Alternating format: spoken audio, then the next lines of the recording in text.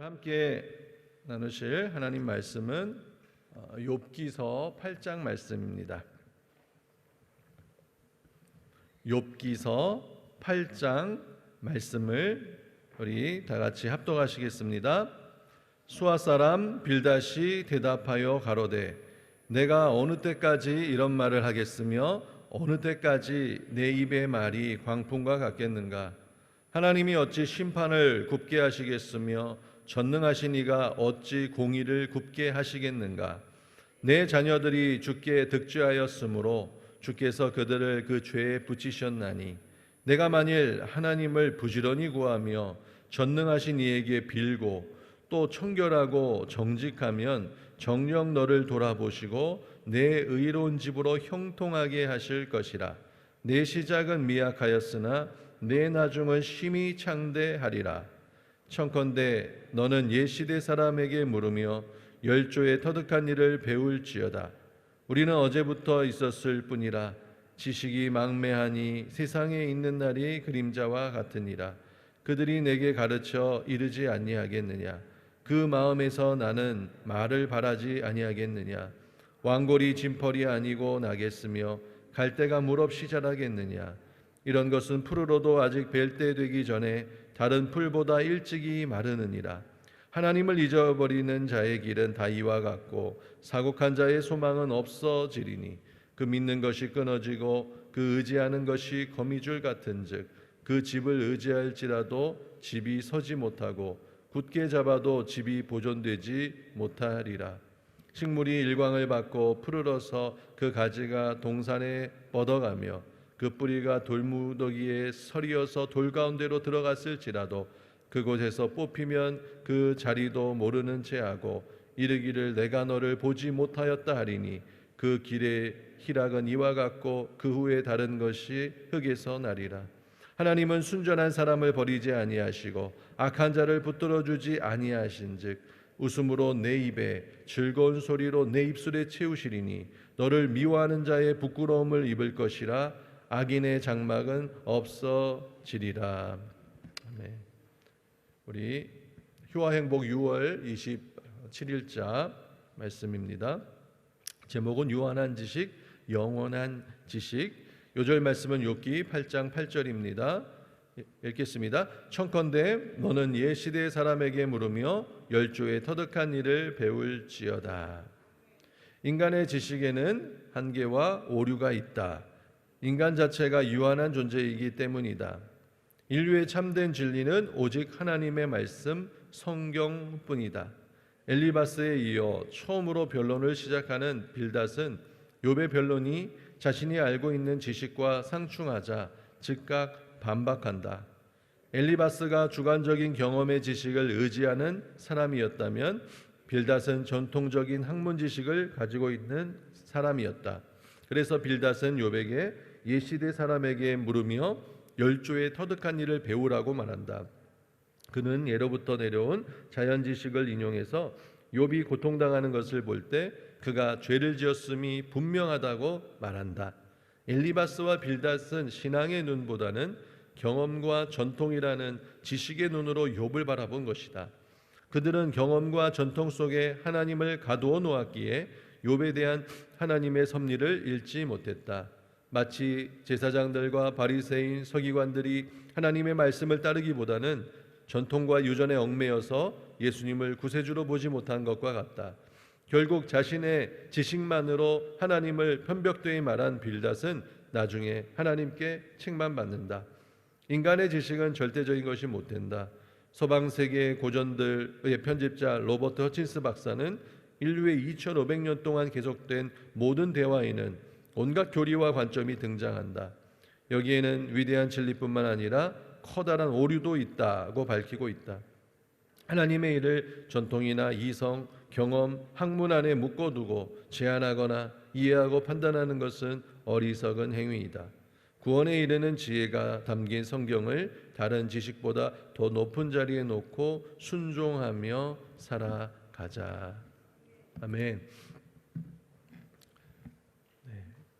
오늘 또 휴화행복의 우리 요약된 말씀을 또 이어서 또 우리 욥기 8장에 가지고 잠시 또 하나님 말씀에 또 집중하기 원합니다. 오늘 욥기 8장에는 또 우리 성도님들에게 매우 익숙한 말씀이 한 구절 나오는데 그 구절을 소개하기 원합니다.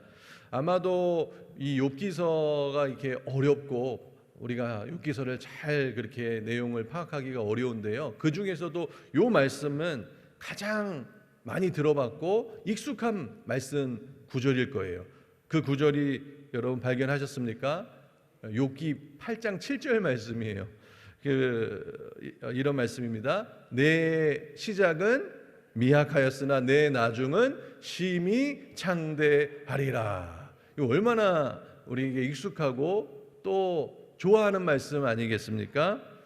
보통 우리 가정에서 이제 이사 예배를 드리거나 사업장에서 개업, 창립 예배를 드릴 때에 단골로 등장하는 그러한 말씀 구절이기도 합니다. 근데 우리가 욥기를 이렇게 쭉 공부하면서 쭉 읽어 내려가고 묵상하면서 보니까 이 말씀 구절만 놓고 봤을 때는 참 좋은 말씀입니다만 이 욥기서 전체의 내용과 문맥을 통해서 봤을 때 이 말씀은 그렇게 은혜가 되는 말씀의 내용은 아닌 것입니다.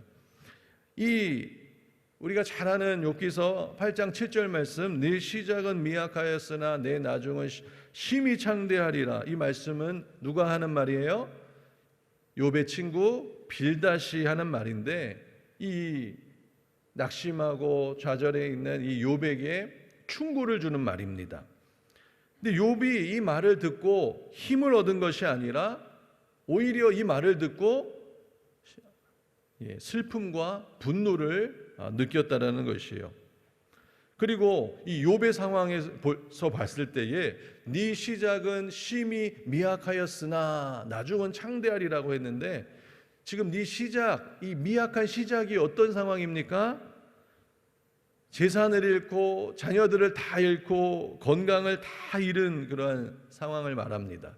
그래서 욥기서 전체의 문맥으로 봤을 때는 이 말씀을 이 문맥에서 사용하기에는 참 은혜가 그렇게 되지는 않는 그러한 말씀이죠. 하지만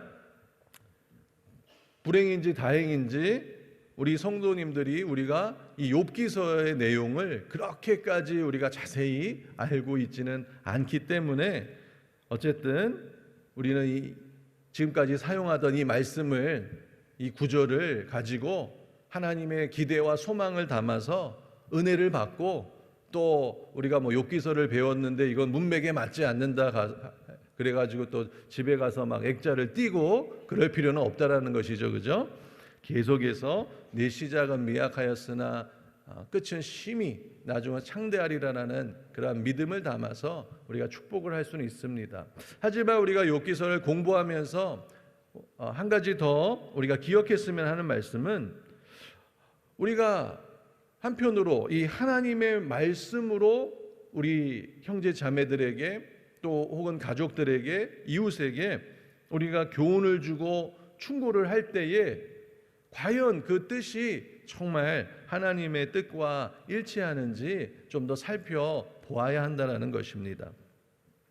어쩌면 혹시라도 이 욥의 친구 빌닷처럼 나의 지식과 경험에 맞추어서 내가 나의 어떠한 제한된 하나님을 그리고 잘못된 사실을 우리가 전하는 통로가 때로는 될 수도 있기 때문입니다. 이 빌닷을 보면요, 자신이 정말 하나님 편에 서서 하나님을 대변하는 듯이 욥을 훈계하고 막 꾸중하고 설득하고 있지만 이 욥은 빌닷의 말을 듣고 전혀 하나님의 위로도 소망도 느끼지 못하고 있는 것을 우리는 볼 수가 있다라는 것입니다. 그리고 나중에 하나님께서 이 빌닷에게 네가 나에 대해서 한 말은 그것은 잘못된 말이다 라고 책망하시는 것을 우리는 볼 수가 있는 것이죠.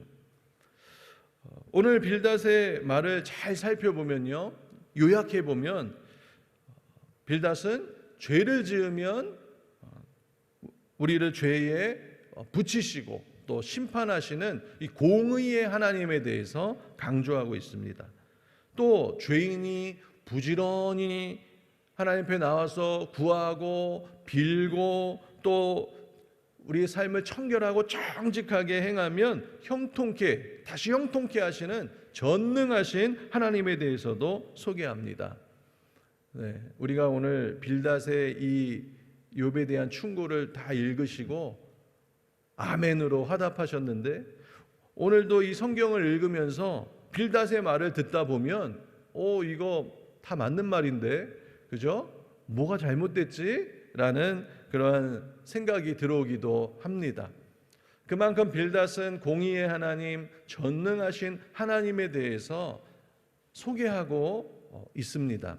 하지만 오늘 왜 이 빌닷은 욥에게 위로를 주지 못하였을까? 그 말씀을 잘 살펴보면 빌닷이 말하고 있는 그 하나님, 그 하나님의 이미지에는 그 인격적인 하나님이 보이지 않는다라는 것이에요. 우리 하나님은 공의의 하나님이시고 전능하신 하나님이시지만 그의 성품은 정말로 인격적인 하나님이라는 것을 우리는 잊어서는 안 된다는 것입니다. 우리가 좋으신 하나님이라고 날마다 고백하는 이유도 우리 하나님이 인격적인 하나님이시기 때문입니다. 인격적인 하나님은 정말 살아계시며 우리와 교제하시고 우리를 사랑하시는 하나님입니다. 어떤 이론과 경험과 전통에만 갇혀 있는 하나님이 아니라는 것이죠. 하나님의 공의를 따르면은 죄를 지으면 죄에 붙이시고 심판하는 것이 마땅하지만, 인격적인 하나님은 우리가 죄를 지으면 슬퍼하시고 또 걱정하시고 또 우리를 누구보다 용서하시기 원하시는 분이시라는 것입니다. 그리고 그분은 그 누구보다 우리를 사랑하시는 하나님 아버지이신 줄로 믿습니다.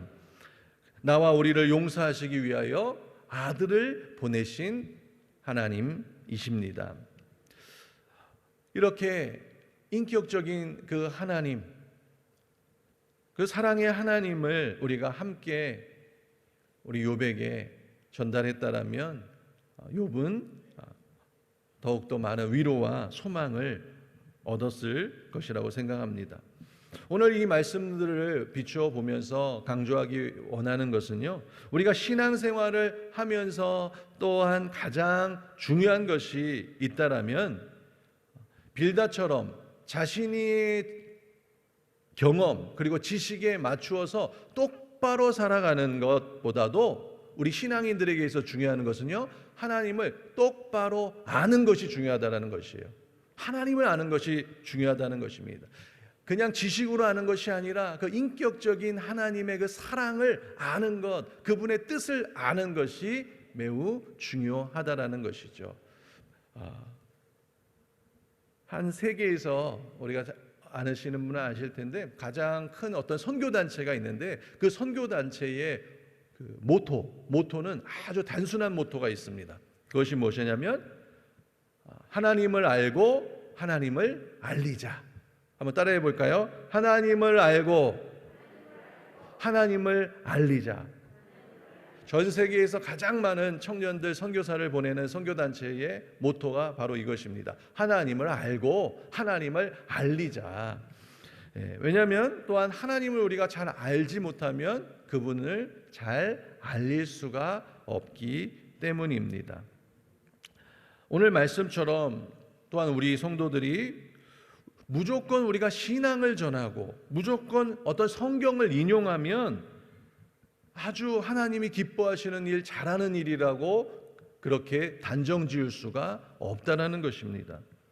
하나님의 이름을 대변하고 하나님의 말씀을 인용하면서도 하나님을 잘못 이해하고 잘못 전하는 일들이 얼마든지 일어날 수 있다는 것이에요.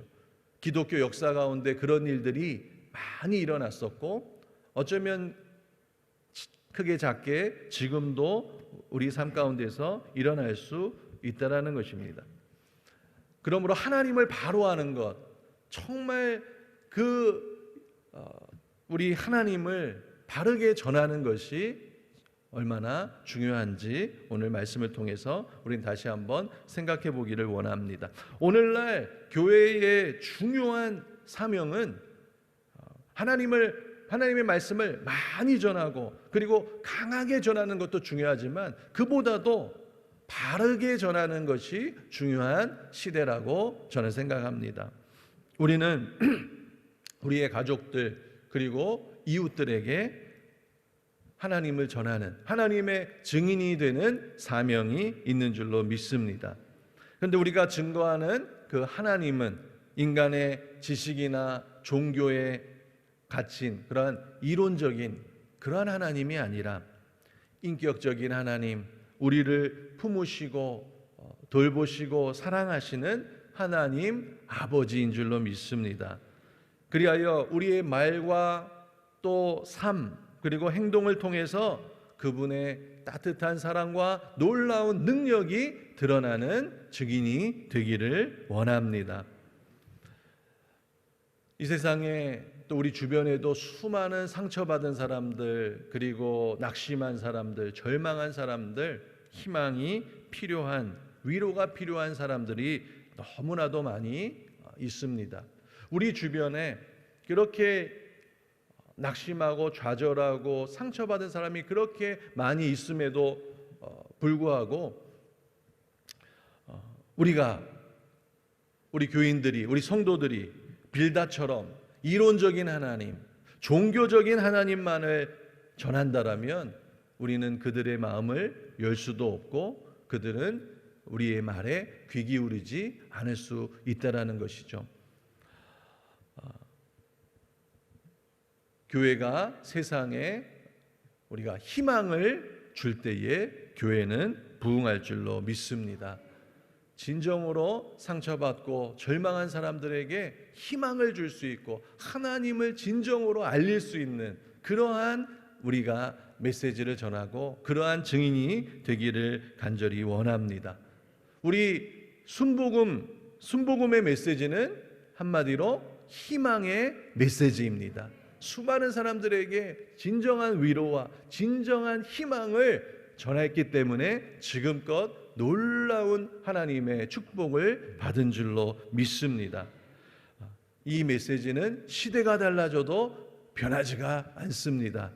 지금도 세상에는 수많은 사람들이 이 희망을 원하고 있습니다. 진정한 사랑, 진정한 위로, 진정한 하나님의 증인들을 기다리고 있는 줄로 믿습니다.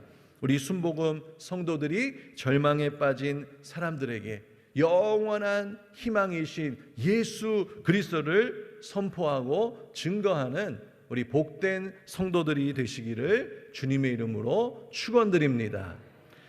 기도하겠습니다. 참 좋으신 사랑의 하나님, 하나님은 진정으로 우리의 지식과 경험과 어떤 이론에 갇히시는 분이 아니라 우리의 아버지가 되시며 우리를 사랑하셔서 그 아들을 주시고 우리의 모든 죄와 허물을 덮으시며 우리의 삶에 어떠한 어려움과 난관이 있을지라도 누구보다도 하나님 긍휼히 여기시며 깊이 공감하시고 우리와 함께 동행하시며 그 모든 사망의 음침한 골짜기를 지날 때에 함께 하시는 하나님이신 줄로 믿습니다. 하나님 아버지여, 우리가 그 하나님을 더 깊이 알기를 원합니다.